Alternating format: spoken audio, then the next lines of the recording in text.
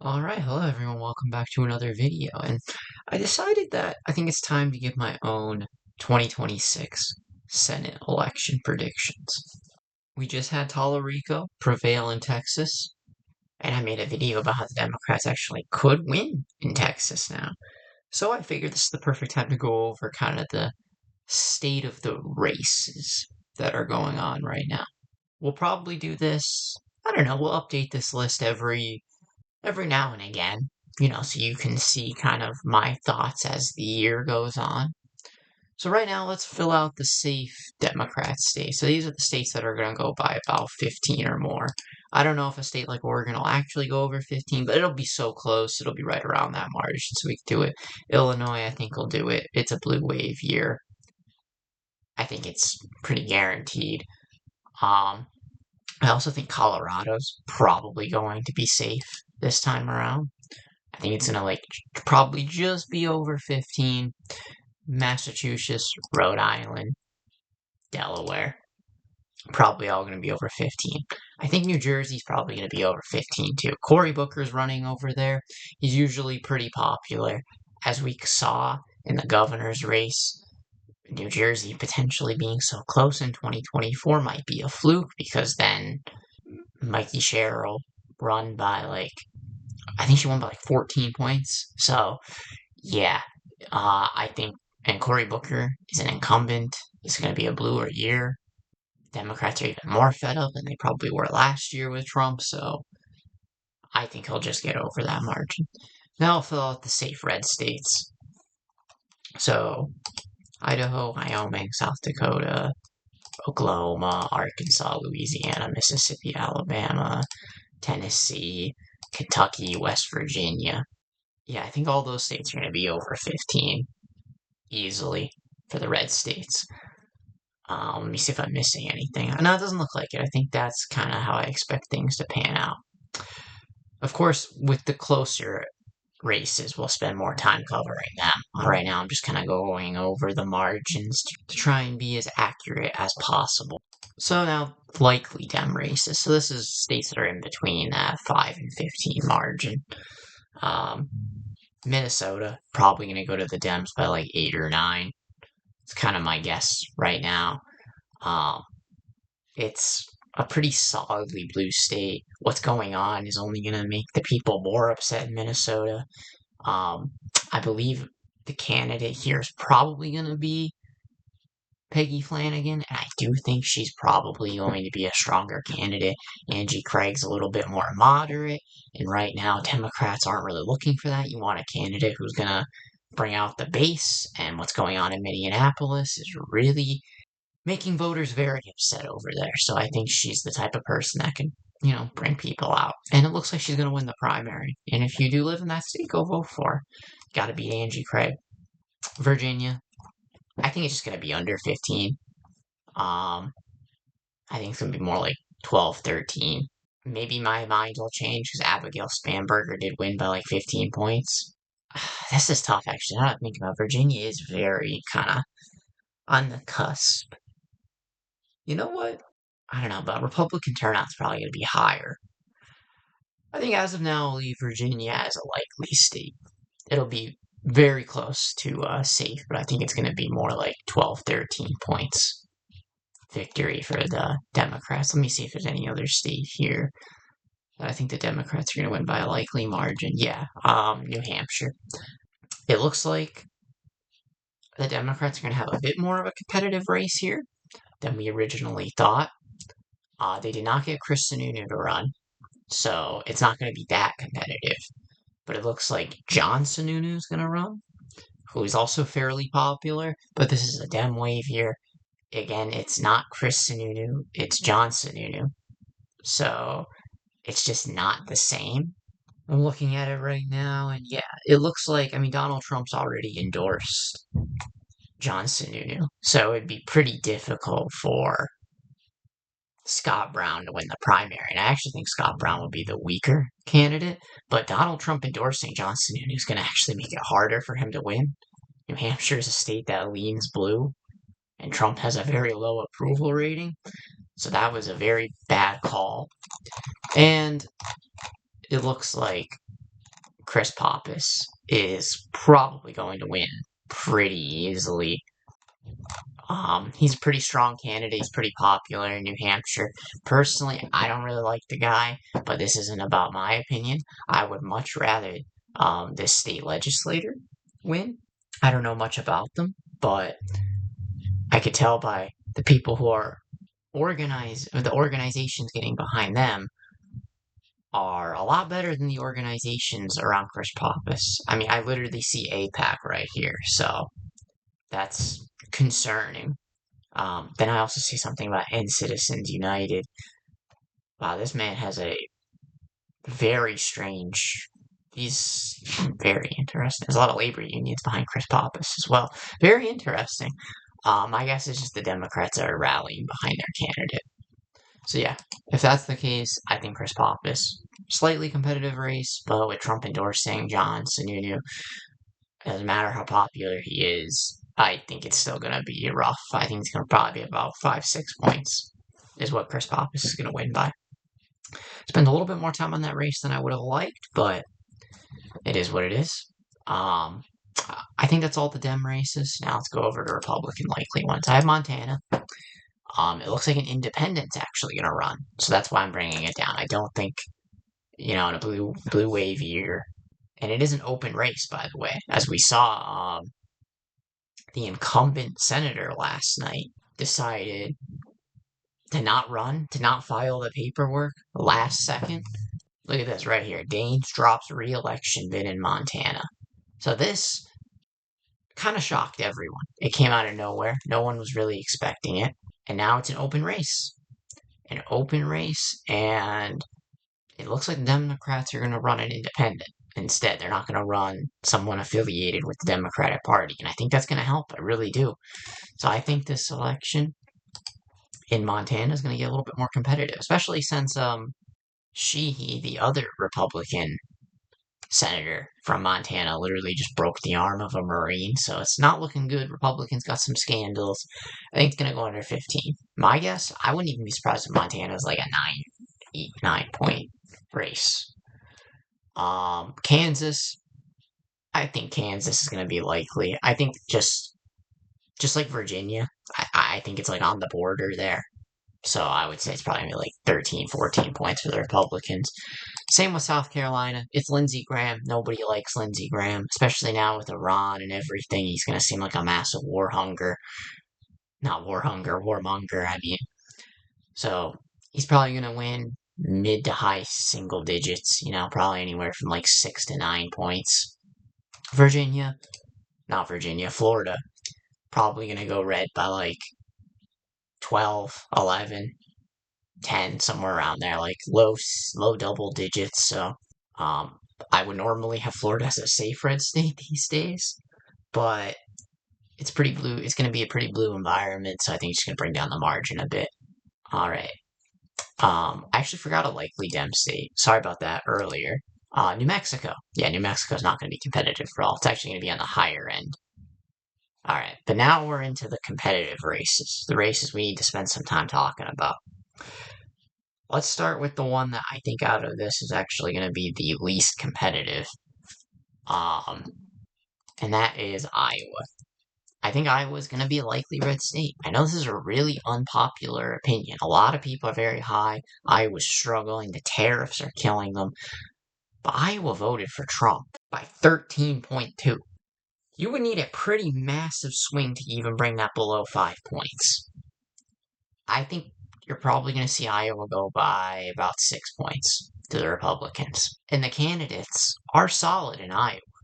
But the candidate running in the Republican election isn't the best candidate, but they're not terrible, especially since Joni Ernst is gone. If Joni Ernst was still in this race after saying her comment about Medicaid and Medicare, I think this would actually be a very competitive race, but they dropped her because they knew she was a liability. Now that she's not in, I don't think this race is going to be all that competitive.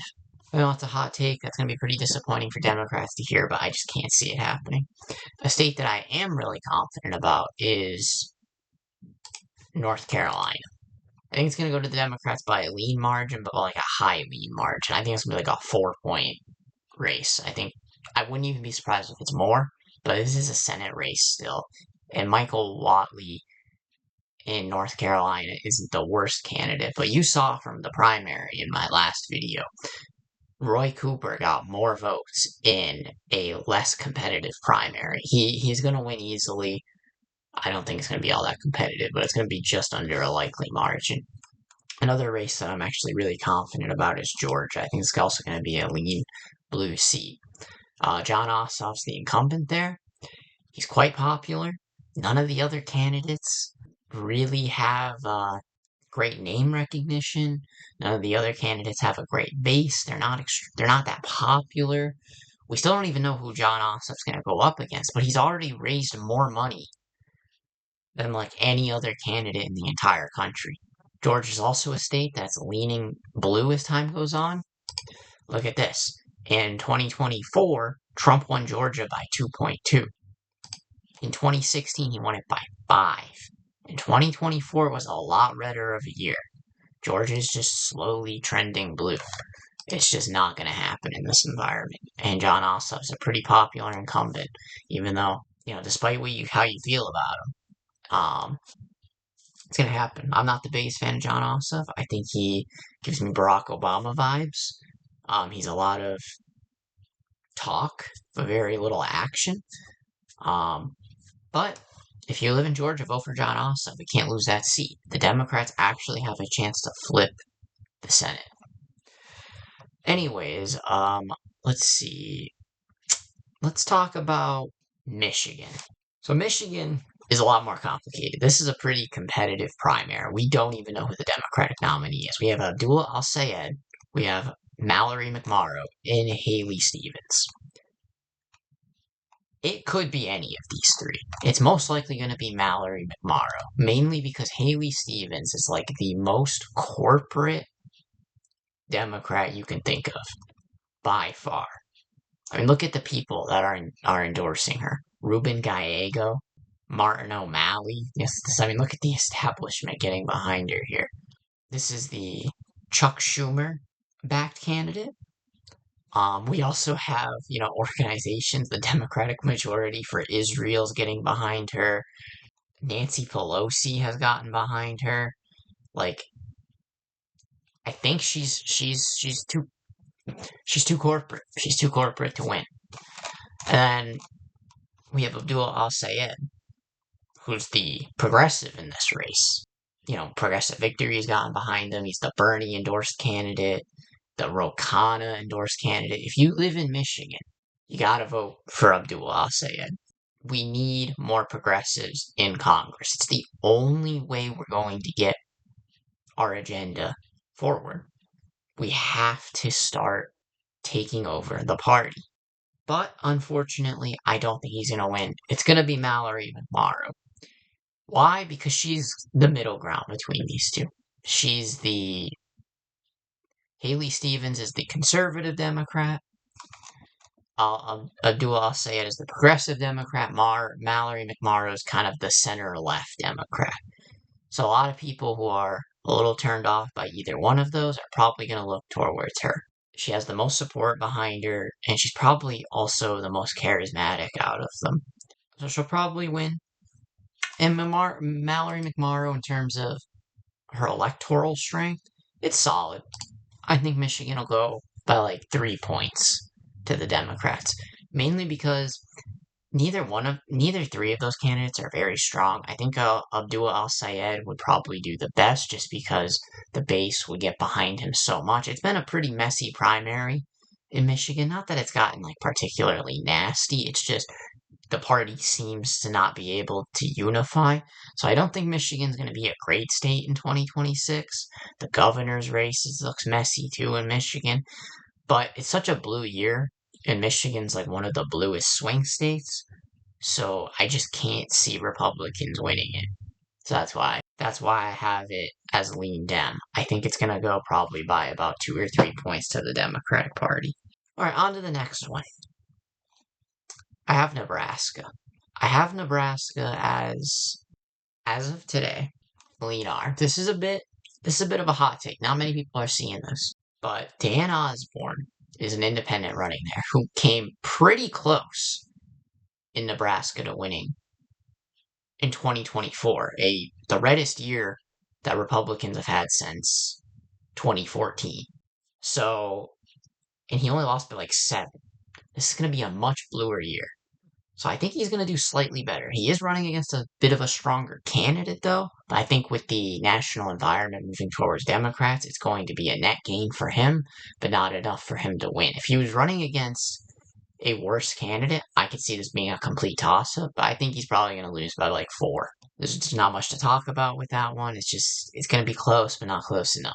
Now, these 4, I think, are going to be the real races. Alaska, Texas, Ohio, and Maine. Maine, I'm the most confident about. I think it goes lean blue. So Democrats have already gained 2 seats. This is the bare minimum of what they do. If they don't pick up North Carolina and Maine, it will be a bad night for the Democratic Party. I would consider it a loss because these are easy flips. Whether it's Graham Plattner or Janet Mills in Maine, they should win easily over Susan Collins. Susan Collins, like 90 years old at this point. She's out of touch. Look at this.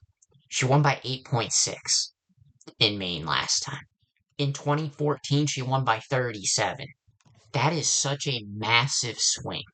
I just can't see her hanging on in such a blue year. I can't. If she lost that much ground, she's probably going to lose it again. The country's just getting more partisan. She's older. She's more out of touch than she was back then. The Democratic base, the voters, have gotten more progressive too. I just can't see her hanging on. So, yeah, I think the Democrats will win by like, a lean blue margin in Maine, whether it's Graham Plattner or Janet Mills. Then we have Ohio, Texas, and Alaska. Texas, I'm going to have as lean red. I think it's going to be close. I think it's going to be like Beto margins, around 2 or 3 the Republicans win. It's just, even though James Tallarico won, we still don't even know who the Republican candidate is, which honestly is a very good outcome for James Tallarico because now the Republicans are going to spend, the next 2.5 months fighting each other, making themselves weaker candidates. So whether it's John Cornyn or Ken Paxton, I think this election is going to be close now because you're going to have a lot of sore losers because it's going to be a close election. I don't see Ken Paxton or John Cornyn winning by massive amounts unless Trump endorses a candidate, which he might, but, Trump's not exactly popular right now, so it's not really going to help the candidate with independence. So either way, I think it's going to be a close election now, whether it is Cornyn or Paxton. If it is Paxton, this is probably a toss-up. But I actually think John Cornyn's going to win the runoff now. So that's why I'm saying it's going to be around 2 to 4 points. Next, we get over to Alaska. So here are some of the latest polls from Alaska. And Poltola is up by 2 in the most recent ones, but quite frankly, there's just not a whole lot of polling. I've seen a few other ones that were a bit closer, and she's still up by 1 or 2 in each one. But this is Alaska, so who really knows? The incumbent Republican Senator Sullivan isn't exactly a terrible candidate either. He's actually pretty unpopular, but there are far worse candidates. So this is going to be really close. As of now, I think Sullivan hangs on. That's why I have it as lean red. To be honest, I might even make this tilt red, but I haven't even set up any the tilt ones over here, as you can see, because I don't think any of these elections are going to get that close this time around. And I still think he's going to win by about a point, so I'm not going to bother making it tilt red. But this is probably the election that I think is closest to tilt. And then we get over to Ohio. Again, I think Republicans win by a lead margin. This one, probably about 1 or 2 points. As of now, as I was talking about with Susan Collins, Sherrod Brown is the same in Ohio. Look at this. He lost by 3.6 in 2024. In 2018, he won by 7. The country's just getting more divided, more partisan. You're going to lose ground in states that just aren't blue if you're a Democrat. You're just going to continue to lose ground. It's going to be a very blue year, and he almost did win. So I could see it. And if I see some more data as we get closer to the election, I probably will flip it. I think Democrats right now probably pick up 2 seats, so it'd be a solid night in the Senate. But if they really want massive gains, I think Ohio, Texas, and Alaska are the states they really need to focus on. And then just let Dan Osborne do his own thing. Maybe fund his campaign a bit, but let him kind of, see what he can cook up over there. But focus all of your money, I would say, on Ohio, Texas, and Alaska, and then a little bit, in Maine and Michigan. I honestly am more confident in North Carolina and Georgia going blue than I am in Maine and Michigan, but I'm still pretty confident. So, yeah, that's kind of what I see right now. I see the Democrats gaining 2 seats. So it'd be a solid night in the Senate. If the Democrats can gain 3 seats in the Senate, whether it be in Texas or Ohio or Alaska, I would consider if they could pick up one of those, I consider it a great night in the Senate. And if they can win more than one of those three, I'd consider it like a blue tsunami. So we'll see. We'll have to watch the polls as the election gets closer. Maybe every month or so, I'll update my Senate election predictions, give you my thoughts on, the races and who's probably favored. But until next time, I'll see you in the next one.